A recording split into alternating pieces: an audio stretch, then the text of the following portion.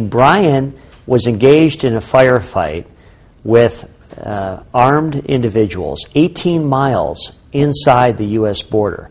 And these individuals were hardened Mexican drug trafficking organization individuals, all right?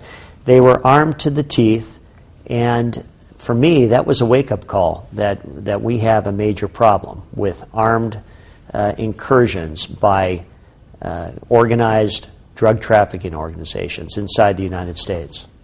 But what happened was we had weapons found at the scene that were weapons carried by the men that killed Brian, and these weapons were from a flawed operation called Operation Fast and Furious.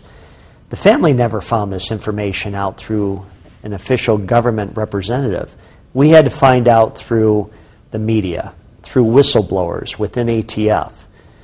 So that's what began a political issue.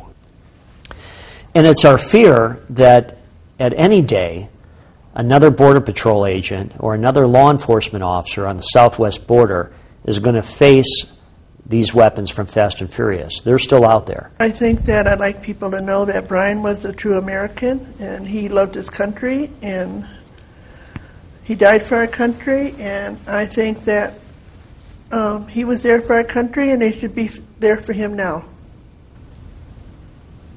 But Brian was always the rock of the family. Everybody went to Brian about their problems. Brian was like the neutral zone. So he never sided with anybody. He always stuck by everybody's side.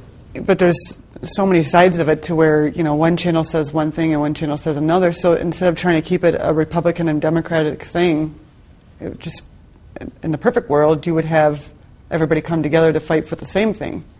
But it just seems like there's more outrage on each side, finger pointing, in my eyes.